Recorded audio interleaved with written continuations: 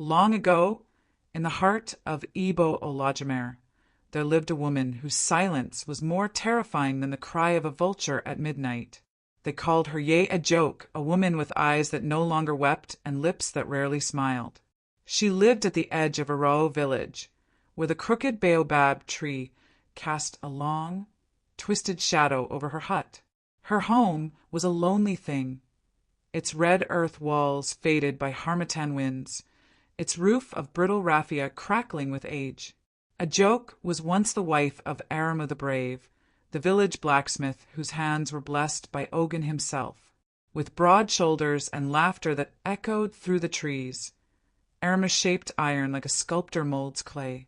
His fame stretched beyond Irawo, and his kindness was as wide as the river Osun. But kindness, as elders say, draws envy like honey draws ants. His closest friend, Babade, was an elder with skin the color of roasted kola and a paunch that spoke of stolen wealth.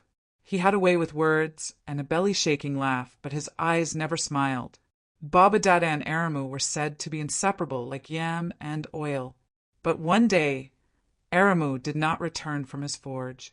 They said the fire turned wild, that the bellows burst, the sparks caught on oil-soaked cloth, and the flames devoured him.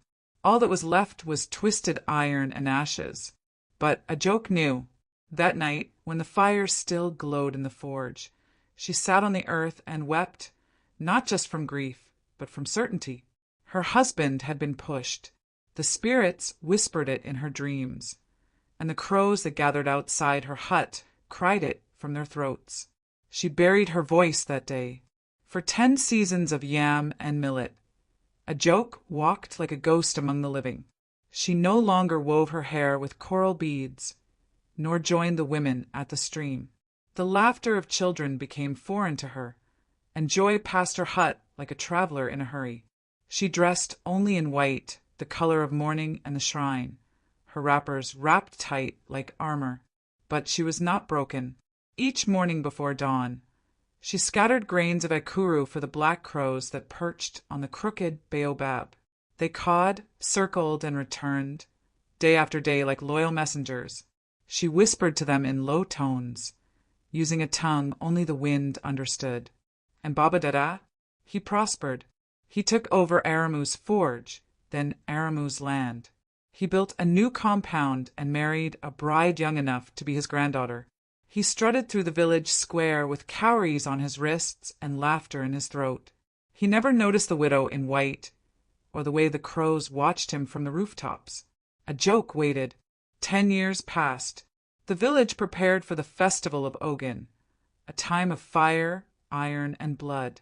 Drummers gathered by the shrine, their rhythms sharp as blades. Men offered cola and schnapps. Women lit incense and swept the paths clean. Ogun, the god of iron and justice, would be honored. That night, under a swollen moon, Ajoke stepped out of her hut, but she no longer wore white. She was clothed in red, deep, blood-red cloth tied with black thread. Her hair was oiled and coiled tightly. Around her neck hung a string of bones and cowries. In her hand was a calabash gourd, carved with ancient symbols long forbidden. The village square fell silent as she entered. And then came the crows. Dozens of them, sharp-beaked, black-winged, fluttered down from the trees. They perched on drums, roofs, and the very shrine of Ogun. Even the chief priest trembled. Ajoke raised the gourd high. I have waited 10 years in silence. 10 years to feed sorrow and sharpen justice. Tonight, let truth speak through flame.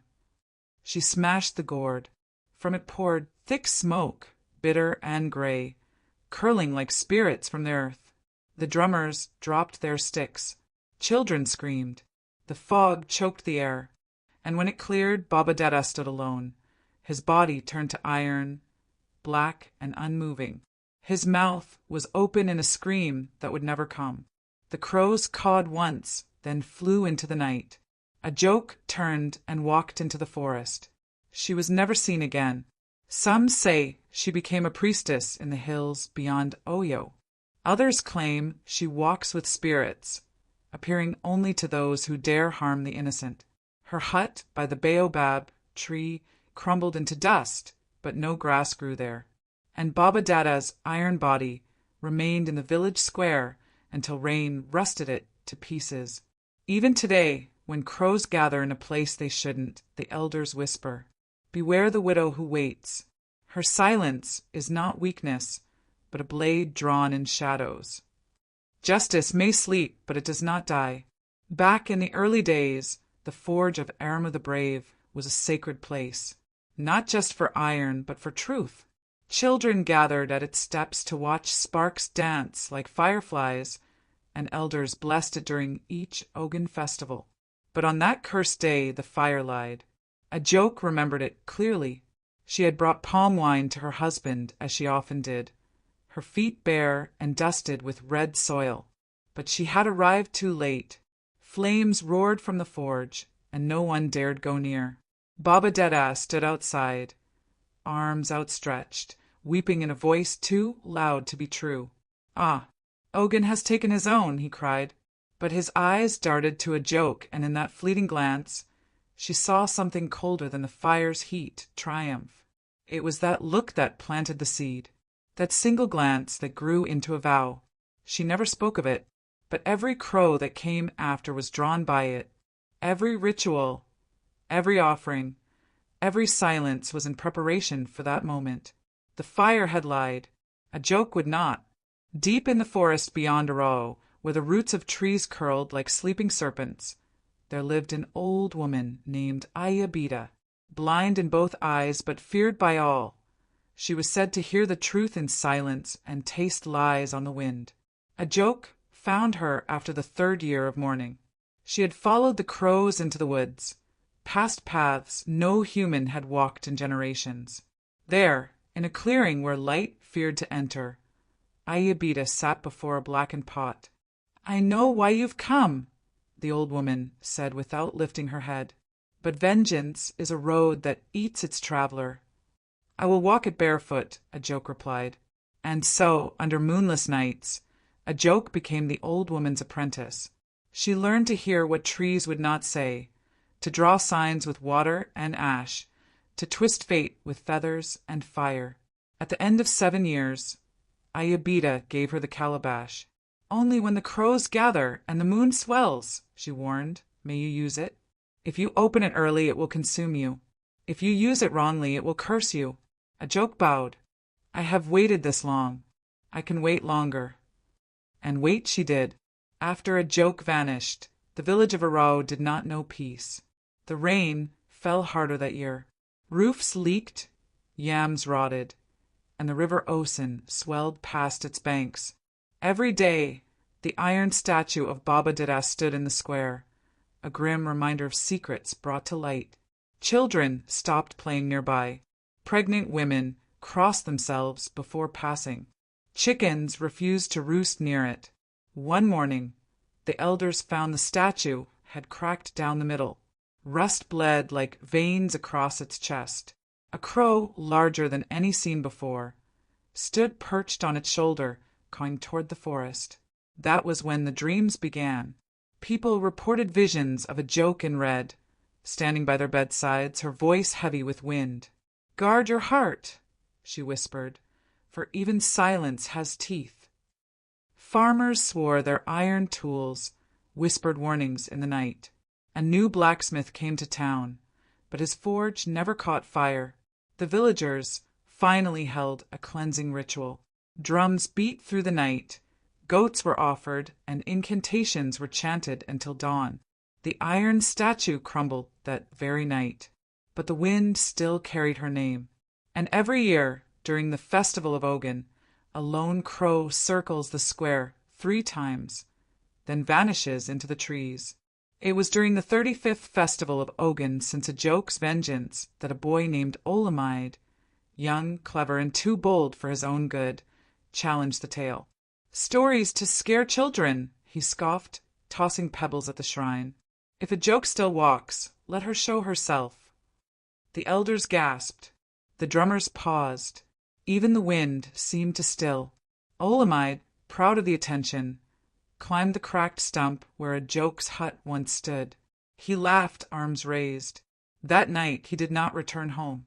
They found him 3 days later, deep in the forest, asleep at the base of a baobab tree with a black feather in his palm. His eyes were wide open, lips sewn shut with threads of fine hair.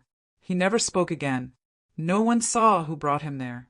But from then on, when children passed that path, they dropped grains of ekuru, not out of tradition, but out of fear. And when the crows gathered, no one dared speak Ajoke's name aloud. A year after Olamide's silence, the village drummers noticed something strange. Their largest drum, used only for royal declarations and Ogun's praise, began to whisper. Not sing, not hum. Whisper. It happened only on moonless nights. When the last ember in the village square faded, those who passed near the drum swore they heard a woman's voice beneath the hide. Truth is never buried. It breathes, it waits. One drummer, curious and brave, placed his ear against the wood. He screamed before dawn and fled the village, never to return. The elders ordered the drum burned, but the fire refused to catch. One harmattan morning, a hunched figure arrived in Irawo, wrapped in black cloth and silence. Children ran from her shadow. Birds stopped singing. It was Ajoke, blind seer of the forest, now older and with skin like tree bark. She came alone with a carved staff and a bowl of ashes. She walked to the baobab stump and poured the ashes there. Balance has not been kept, she declared. Ajoke's vengeance was not the end, it was the beginning. She warned that a deeper curse slumbered beneath the soil, one stirred by pride and soon to awaken. Then she vanished as quickly as she came. That year, a traveling masquerade from Ife arrived during the Yam festival. They brought joy, riddles, and dances, until one dancer, wearing a grinning mask, performed alone beneath the baobab. His laughter was wrong, too sharp, too cold. The mask would not come off. When he collapsed in exhaustion, they removed the cloth around the mask.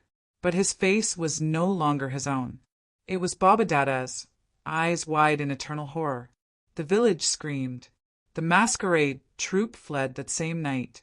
The mask disappeared. A group of boys exploring the ruins of Ajoke's hut found a wrapped bundle buried beneath a stone. Inside, a goatskin-bound journal. The writing was clean, careful, in faded ink. Ajoke's thoughts. Each page detailed her grief, her rituals, her lessons with Ajoke. But toward the end, she wrote of another name, a second betrayer. Babadada was not alone, she penned. The knife that killed truth had 2 hands. The journal was sealed in the chief's shrine, but pages began disappearing one by one. Ogun, the chief priest's son, confessed. He had burned the missing pages, fearing the truths they carried. He claimed he heard Ajoke's voice every night since. She counts my steps, she waits by the window, she speaks my name through the wind. They laughed until one morning, Ogun was found outside the shrine, eyes open, pupils turned to ash. In his clenched fist, the unburned final page. It read only, "You watched." And watching is a choice. Chapter 14, The Second Betrayer. Rumors circled the village like harmattan dust. If Babadada was not alone, who helped him? Eyes turned to Yin, an elder who had mysteriously acquired land near the forge a month after Aremu's death. He always said it was a gift. But that night, fire broke out at his compound. The flames danced in the shape of a woman in red. Yun was found alive but blind. He screamed of red eyes and feathers, and every morning after, he muttered only one word, Ajoke. The sky turned crimson on the eve of Ogun's festival. It rained blood, thick, iron-smelling drops that stained the roofs and soaked the earth. The people wailed, calling priests from every corner. They gathered at the baobab. But the tree had grown. Its branches stretched across the square like arms, and its bark was dark as soot. From its trunk hung a single red wrapper. Ajoke's, a diviner from Abaddon, was summoned. After hours of chants, Cowries spilled from her hands and revealed 3 trials to cleanse the village. Truth must be confessed. Justice must be restored. A widow's name must be honored. A tribunal was held. Secrets emerged like rot beneath banana leaves. The land seized from Aremu was returned to his bloodline. The villagers renamed the square Ajoke's Watch. But one trial remained. On the final night of the festival, every crow in the region descended upon Irawo. They filled trees, roofs, even the shrine. Drummers dared not play. Then a lone girl named Bolu, a descendant of Ajoke's sister, stepped forward. She wore white, her head bare, and sang a mourning chant known only to Ajoke's line. The crows began to sway. As she danced, wind gathered around her like a veil, and the form of Ajoke, translucent, sorrowful, appeared above the baobab. She spoke just one word, peace, then vanished. The crows took flight. In the months that followed, the baobab tree began to bloom with red flowers, though it never had before. The villagers said it was Ajoke's forgiveness. Bolu became a priestess. The women of Irawo began to consult her when justice felt far. They said her voice sounded like wind through feathers. The baobab became a sacred site. A year later, a traveling griot composed a song titled Ajoke the Silent Thunder. He sang of betrayal and waiting, of vengeance and justice. But most of all, he sang of a widow whose silence roared louder than war drums. When he performed in distant towns, crows gathered around him. He claimed Ajoke walked beside him. Today, the story of the widow of Irawo is told beside fires, beneath moons, and in the hush before storm winds. Children are taught that silence is not always surrender, that waiting is not forgetting. And when a crow lands near your doorstep and stares long into your eyes, remember Ajoke, and choose your actions well.